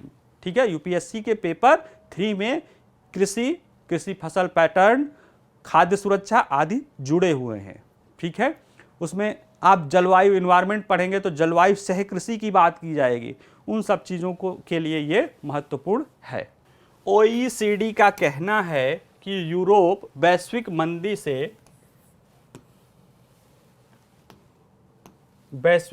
से सबसे ज़्यादा प्रभावित हो रहा है। देखिए यहाँ मंदी से यहाँ से, हालांकि ट्रांसलेशन यही करता है क्योंकि स्लो डाउन, एक्चुअल में यहाँ पे मंदी नहीं, यहाँ पे स्लो डाउन होगा, स्लो डाउन। ठीक है, स्लो डाउन मतलब जो विकास हो रही है वो कम हो गई है। मंदी से आसन रिसेशन वो ये है कि जो आपका स्तर है वो घट गया है, यानी अभी अगर आपका जीडीपी 100 रुपये है और वो घट के 97 हो जाए, 98 हो जाए, 99 हो जाए, 90 हो जाए तो ये कहा जाएगा रिसेशन है या मंदी है। ठीक है, और अभी जो आपकी जीडीपी 100 है वो बढ़ के जो है वो जैसे 5%, 7% की दर से बढ़ रही है और वो घट के बढ़ना 5%, 3%, 2% हो जाए तो उसे कहेंगे स्लो डाउन। ठीक है, अंतर समझ में आया। रिसेशन यानी जो आपकी जीडीपी है उसका जो ग्रोथ रेट है वो माइनस में चले जाए, यानी -5, -1, -2, यानी जो है वो कम हो जाए। और स्लो डाउन यानी 5, 6, यानी वो पॉजिटिव ही रहे लेकिन उसकी संख्या घट जाए। ठीक है, और अगर टेक्निकल टर्म में देखा जाए तो रिसेशन कब माना जा रहा है, जब लगातार 2 क्वार्टर, यानी 3-3 महीने को क्वार्टर बोलते हैं, साल में 12 महीने, 1 क्वार्टर यानी 1/4 मतलब 3 महीने का होता है, 2 लगातार क्वार्टर तक ग्रोथ रेट माइनस में रहे तब जाके कहा जाता है कि मंदी है। ठीक है, एक में आया दूसरे में सुधर गया तो उसको मंदी न करके स्लो डाउन कहेंगे। ठीक है, तो इसको समझ लीजिएगा, मंदी यानी स्लो डाउन। रिसेशन रहे तब उसको मंदी मानते हैं। तो इसका मतलब ये नहीं है कि वहां पे माइनस में ग्रोथ चली जाएगी, ग्रोथ रहेगी लेकिन उसका आंकड़ा बहुत कम हो जाएगा। ठीक है, ओईसीडी ने कहा कि वैश्विक अर्थव्यवस्था को अगले साल मंदी यानी स्लो डाउन से बचना चाहिए। क्यों? क्योंकि 1970 के दशक के बाद सबसे खराब ऊर्जा संकट और तेज स्लो डाउन को ट्रिगर करेगा। ठीक है, इससे क्या होगा कि मुद्रास्फीति बढ़ेगी और इससे लड़ने के लिए हमें प्राथमिकता देनी होगी। ठीक है, इसमें जो इन्होंने कुछ आंकड़े बताया वो ये बताया ओईसीडी देशों ने कि विश्व आर्थिक विकास इस वर्ष यानी 2022 में 3.1% से बढ़ेगा, यानी धीमा होगा, मतलब ये स्लो डाउन होके, मतलब पहले ज्यादा था वो 3 उसमें जो विकास दर थी उससे कम होगा। अगले वर्ष यानी 2023 में ये 2.2% और 24 में 2.7 तक बढ़ने की उम्मीद है। ठीक है, इसके प्रमुख कह रहे हैं, माथियास कार्मन कह रहे हैं ओईसीडी के प्रमुख, हम मंदी की भविष्यवाणी नहीं कर रहे हैं लेकिन हम निश्चित रूप से स्पष्ट कमजोरी स्लो डाउन की तरफ पूर्वानुमान कर रहे हैं। ठीक है, इसी में ये इन्होंने कहा है कि यूरोप मंदी से यानी स्लो डाउन से ज़्यादा प्रभावित रहेगा, अमेरिका ज़्यादा प्रभावित रहेगा, यूरोप में ही ब्रिटेन ज़्यादा प्रभावित रहेगा। ठीक है, बाकी जितने लोग कहेंगे वो सब ये मान रहे हैं कि भारत की स्थिति कम तो होगी, स्लो डाउन तो आएगा लेकिन अन्य देशों की अपेक्षा भारत की स्थिति अच्छी रहेगी। जैसे अभी जो G20 वाला आंकड़ा है उसमें भी है कि भारत G20 देशों में सबसे ज्यादा विकास दर उसकी 23-24 में रहेगी। हम लोगों ने इसके आंकड़े को देखा है। ठीक है, ये सारे आंकड़े पढ़ लीजिएगा। हाँ, अब जैसे ओईसीडी, तो अब एक प्रश्न यह था कि ओईसीडी है क्या? Organisation of economic cooperation and development, OECD. यह 38 देशों में, वर्तमान में 38 सदस्य देशों की एक अंतर सरकारी इंटर गवर्नमेंटल आर्थिक संगठन है जिसकी स्थापना 1961 में आर्थिक प्रगति और विश्व व्यापार को प्रोत्साहित करने हेतु किया गया था। ठीक है, अंतर ऑर्गेनाइजेशन फॉर इकोनॉमिक कोऑपरेशन, आर्थिक सहयोग और विकास संगठन। ये वो देश हैं जो जैसे ये विकास और डेवलपमेंट दोनों के लिए इन्होंने लोकतंत्र और मुक्त बाजार अर्थव्यवस्था, यानी ये जो देश हैं ये लोकतंत्र और मुक्त बाजार की हिमायती रहे हैं। लोकतंत्र और बाजार अर्थव्यवस्था, मुक्त बाजार,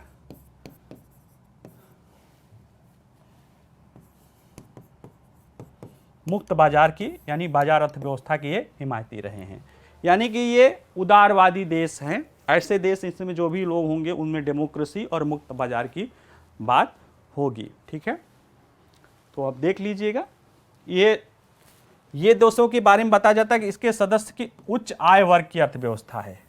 इनकी जीडीपी तो अच्छी है ही है, इनकी प्रति व्यक्ति आय बहुत अच्छी है, प्रति व्यक्ति आय उच्च आय वर्ग में शामिल है।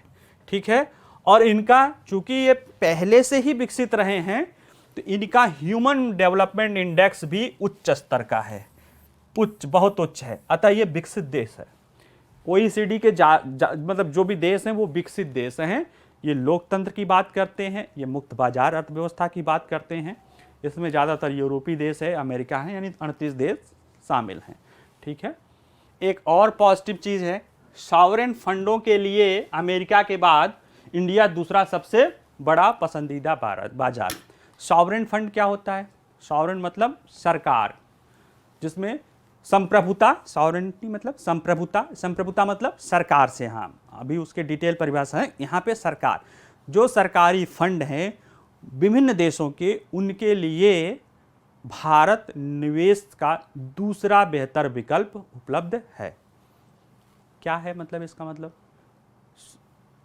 सॉवरेन फंड में अगर देखें, अगर भारत के संदर्भ में इसको उदाहरण देखें तो EPF, LIC, GPF, मतलब ऐसे जो कि जिसके जो सरकार के फंड हैं। जैसे EPF सरकार का फंड है, उसमें जो कंट्रीब्यूशन होता है, चूँकि उसको रिटर्न देना होता है, इसलिए वो उसको कहीं ना कहीं निवेश करती है। LIC है। इसी तरह से विभिन्न देशों में विभिन्न ऐसे सरकारी फंड बहुत सारे हैं जो अपने पैसे को सिक्योर जगहों पे निवेश करते हैं, क्योंकि उसमें चूंकि सरकार को पैसा देना होता है, अतः उनके उत्तरदायित्व तो ड्यूटीज़ या अकाउंटेबिलिटी ज़्यादा रहते हैं। तो वो निवेश उन जगहों पे करते हैं जहाँ पे रिटर्न भी अच्छा मिले, बहुत अच्छा मिले, और वहाँ पे सुरक्षित ना हो तो वहाँ नहीं जाना चाहेंगे। वो वहाँ जाना चाहते हैं जहाँ रिटर्न भी अच्छा मिले और सुरक्षित भी रहे वो रिटर्न। उसमें रिस्क, सुरक्षित रहना मतलब रिस्क कम मिले। ठीक है। यानी ये जिन देशों में जा रहे हैं उस देश की अर्थव्यवस्था में रिटर्न भी ठीक ठाक मिल रहा है और वो सुरक्षित भी महसूस कर रहे हैं। जो बाजार के रूप में जो सॉवरेन फंड हैं, अगर देखा जाए तो संयुक्त राज्य अमेरिका अभी भी रिटर्न और सुरक्षा के मामले में बाजार में जो है, जो फंड में जो जिन्होंने निवेश करते हैं उसमें रिटर्न और प्लस सिक्योरिटी के मामले में नंबर 1 पे है। नंबर 2 पे भारत है। भारत ने चीन को पीछे छोड़ते हुए यह स्थान हासिल किया है। ठीक है। अगर पूरे विश्व के रूप में देखें तो ये सॉवरेन फंड जो है अब $33 ट्रिलियन का है। $33 ट्रिलियन। ट्रिलियन, 1 ट्रिलियन बराबर 1000 बिलियन और 1 बिलियन बराबर 100 करोड़। ठीक है। 100 करोड़ यानी 1000 मिलियन, यानी कि 33 खरब यानी 33,000 अरब डॉलर का ये टोटल फंड है। इतनी पूंजी होती है इसमें, इतना पूंजी है। अगर देखा जाए तो किसी भी देश की अर्थव्यवस्था इतनी नहीं है। ये जो फंड का आकार है $33 ट्रिलियन, ये किसी भी देश के GDP से बड़ा है। अगर ये जिस देश की तरफ, सभी तो एक देश की तरफ नहीं जाते हैं, लेकिन इसमें अगर भारत अपने तरफ आकर्षित करने में सक्षम हो गया तो ये चूंकि बहुत सोच विचार के आते हैं, ऐसे डे बाय डे वाली स्थिति में नहीं रहते हैं, ये किसी न किसी निश्चित रूप से अर्थव्यवस्था के लिए बेहतर होगा। पिछले दशक में इनको जो रिटर्न मिला था वो 6.5% के आसपास मिला था। अमेरिका शीर्ष गंतव्य बना रहा। कुछ संप्रभु निवेशक अपने पोर्टफोलियो को पुनर्संतुलित करने के इच्छुक थे। ठीक है। क्योंकि उनको ये डर है कि अगर वो किसी एक ही जगह अपनी चीज़ को करेंगे, कहा जाता है ना कि एक ही टोकरी में सारे अंडे नहीं डाल देने चाहिए। क्यों? क्योंकि अगर एक ही टोकरी में सारे अंडे डाल देंगे और वो टोकरी ही गिर गई तो सारे अंडे आपके फूट जाएंगे।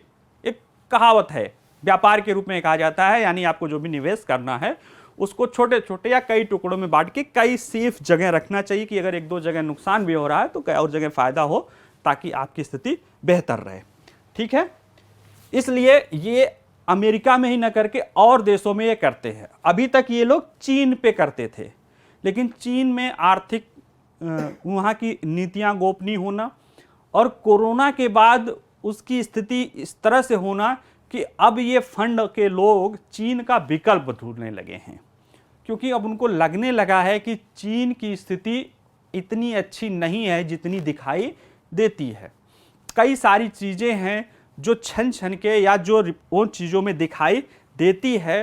गोपनीयता किसी भी बाजार व्यवस्था के लिए सबसे खराब नीति मानी जाती है, क्योंकि अगर आपकी नीतियां ही ढुलमुल है, पता नहीं कि क्या है, तो निवेश करने वाला हमेशा आशंकित रहता है कि वहाँ पे करेंगे, कल की कोई नीति हो जाए, कुछ भी हो जाए, क्योंकि उसको रिटर्न भी देना होता है लोगों को। ऐसे में भारत एक बेहतर विकल्प हो रहा है। विकासशील देशों में भारत ने सबसे लोकप्रिय उभरते बाजार के रूप में चीन को पीछे छोड़ दिया है। 2014 में भारत 9वें स्थान पे था और 2002 में नंबर 2 पे आ गया है। तो कहीं ना कहीं अगर 14 में 2008 से 8 साल पहले 9वें स्थान पे था और आज दूसरे स्थान पे है, तो ये दर्शाता है कि जो संप्रभु फंड हैं, सॉवरेन फंड है, उनका भारतीय अर्थव्यवस्था में विश्वास बढ़ा है। ठीक है, तो ये प्री के भी आंकड़े हैं और आपकी अर्थव्यवस्था के सकारात्मक पहलू के रूप में भी ये आप बता सकते हैं कि सॉवरेन फंड का निवेश में दूसरे स्थान पर होना कहीं ना कहीं भारतीय अर्थव्यवस्था में भारत के निवेश को बढ़ाता है। और आपका जैसे पता होगा यूपीएससी के पेपर, जीएस के मेंस के पेपर 3 में आपका इकोनॉमी वाले में पहला टॉपिक ही यही है, अर्थव्यवस्था, उसका आकार, संसाधन, विकास आदि वाला जो है। अगला न्यूज है पीएम किसान एक परिवर्तनकारी प्रत्यक्ष लाभ अंतरण योजना है। अब देखिए, आप ये न्यूज क्यों मैंने लिया, आप अगर अपना सिलेबस देखेंगे यूपीएससी मेंस का, प्री में तो है ही है, प्री के भी तो आंकड़े आपको इसमें मिलेंगे। ठीक है, मेंस में अगर आप अपना सिलेबस देखेंगे तो आप किसानों के उन्नति के लिए सरकार की योजनाएं, एक, दूसरा किसानों की प्रगति में प्रौद्योगिकी का महत्व, ये दोनों चीजों के उदाहरण यहां से मिल जाएंगे। ठीक है, पहला क्या है कि पीएम किसान योजना भूमिधारक किसानों की वित्तीय आवश्यकताओं को पूरी करता है। यानी कि इसके पहले जैसे जो योजनाएं थी, जैसे किसान ऋण वाला जो है, उसमें किसान क्रेडिट कार्ड, उसमें जो पैसा मिलता था किसानों का वो कृषि कार्यों के लिए मिलता था। लेकिन किसानों की कुछ और भी तो ज़रूरतें होती हैं, उनके लिए सरकार ने एक वेलफेयर स्कीम के रूप में ये प्रत्यक्ष लाभ यानी डीबीटी, डायरेक्ट बेनिफिट ट्रांसफ़र के रूप में ये एक योजना बनाई कि 6,000 रुपये प्रति किसान को प्रति वर्ष 3 समान किस्तों में 2-2 हज़ार रुपये के रूप में डाली जाएगी, जिससे किसान अपने त्वरित ज़रूरतों को भी पूरा कर सकता है और अगर कृषि आदि में भी ज़रूरत हो तो वो उसको पूरा कर सकता है। ठीक है, तो प्रतिवर्ष 6,000 रुपये का वित्तीय लाभ हस्तांतरित किया गया। इसे 24 फरवरी 2019 को शुरू की गई महत्वाकांक्षी योजना है। ये प्री का फैक्ट है और दुनिया की सबसे बड़ी प्रत्यक्ष लाभ अंतरण योजनाओं में से एक है। ठीक है, जब ये शुरू की गई थी तो इसकी संख्या 3.16 करोड़ किसान इससे जुड़े हुए थे और 3 साल बाद 10 करोड़ से ज़्यादा किसान इसमें शामिल हैं। इसमें क्या होता है, जो भूमिधर किसान होते हैं उसमें कुछ लिखी है कि उसमें जो संपन्न किसान है उसके कुछ प्रावधान हैं, उसका सत्यापन राज्य सरकार अपनी मशीनरी के द्वारा करता है। इसके बाद जो भी होते हैं वो उसमें जोड़ दिए जाते हैं, फिर उनको हर चौथे महीने 2,000 रुपये उनके बैंक खातों में सीधे रूप से केंद्र सरकार भेजती है। वर्तमान में 10 करोड़ किसान इससे जुड़े हैं। यानी कि इस योजना के जरिए सरकार अब इसमें 6,000 रुपये जोड़ दो, यानी 60,000 करोड़ रुपया सरकार इस योजना के रूप में सीधे किसानों को देता है। ठीक है, किसानों के खाते में जाता है। आपको लगता है कि 6,000 रुपये क्या है, लेकिन जब वो 10 करोड़ में आप उसको करते हैं तो 60,000 करोड़ रुपए किसान सरकार किस में डाल रही है? इकोनॉमी में डाल रही है, अर्थव्यवस्था में इन्फ्यूज कर रही है। अब ये पैसा जाएगा तो क्या करेगा? लोगों के पास पैसा जाता है तो दो काम करते हैं, या तो वो खर्च करेंगे तो उत्पादन बढ़ेगा, मांग बढ़ेगी, मांग बढ़ेगा तो जो कीमतें बढ़ेंगी, उत्पादन के लिए जो है जो संस्थाएं हैं वो प्रेरित होंगी, फलतः जीडीपी बढ़ेगा। दूसरा क्या करता है आदमी? अगर खर्च नहीं करेगा तो जमा करेगा तो इन्वेस्टमेंट बढ़ेगा, इन्वेस्टमेंट बढ़ेगा तो वो फिर इन्वेस्टमेंट रुपया बैंक के थ्रू आएगा इकोनॉमी में। जैसे किसी को कोई प्रोजेक्ट लगाना है, किसी को कोई पूंजी लगानी है, तो वो क्या करेगा? उसको बैंक से लोन लेगा, ठीक है। तो वो फिर हमें क्या, फिर वो अर्थव्यवस्था के विकास में फिर मदद करेगा। एक, चूंकि सरकार इसे डायरेक्ट दे रही है, इसमें कहीं कोई बिचौलिया प्रशासनिक वो नहीं है, तो ये उन्हीं लोगों को पहुंच रही है जिनके लिए ये योजना बनी है। क्योंकि जैम ट्रिनिटी, जनधन, आधार, मोबाइल, आधार से लिंक है आपके पैन कार्ड से लिंक है आपका बैंक। क्योंकि देखिए बैंक अकाउंट आधार से लिंक नहीं है सर, क्योंकि बैंक प्राइवेट बैंक भी होते हैं और प्राइवेट के लिए सुप्रीम कोर्ट ने कर दिया है। तो आधार जो है, जितने पैन कार्ड हैं वो सब आधार से लिंक है और जितने अकाउंट है वो सब पैन कार्ड से लिंक है।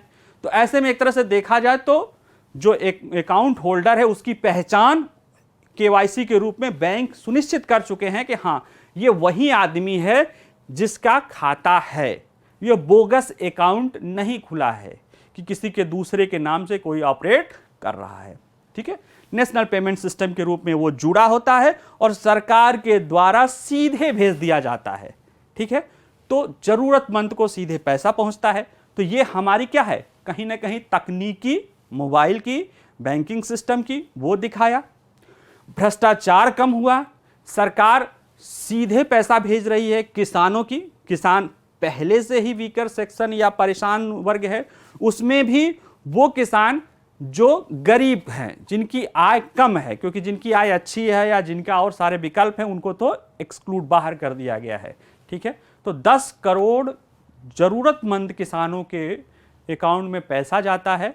इसका फायदा फिर वहीं घूम फिर के जो है इकोनॉमी में होता है, किसानों की आय बढ़ती है, किसान खर्च करता है तो ग्रोथ बढ़ने की होती है। और इससे क्या होगा, हमारा घरेलू खपत बढ़ेगा, घरेलू ग्रोथ, मांग बढ़ेगी, घरेलू खपत बढ़ेगा तो अर्थव्यवस्था बढ़ेगी। और अगर कहीं चूंकि वैश्विक स्तर पर स्लो डाउन की स्थिति चल रही है, ऐसे में अगर हमारा निर्यात कम भी रहता है तो भी हमारा वृद्धि दर बना रहेगा। यही बात G20 या मूडीज आदि लोग कह रहे हैं कि घरेलू निर्भरता के कारण भारत एक ब्राइटनिंग स्पॉट, चमकता स्पॉट, सितारा बना रहेगा आगे 1-2 सालों में भी, ठीक है। तो इसको इस तरह से समझना है कि किसानों की आय बढ़ाएगा, किसानों के ज़रूरतों को पूरा करेगा, टेक्नोलॉजी का भी प्रयोग इसमें किया गया है, ठीक है ना। ये सारे चीज़ों के लिए विकास करना। हमें किसी भी न्यूज़ को विभिन्न डायरेक्शन से, डायमेंशन से देखना है, तभी हमारा कहे जाता है ना कि स्टडी हो पाएगा। अदरवाइज तो हम सिर्फ न्यूज़ पढ़ लेते हैं, ठीक है।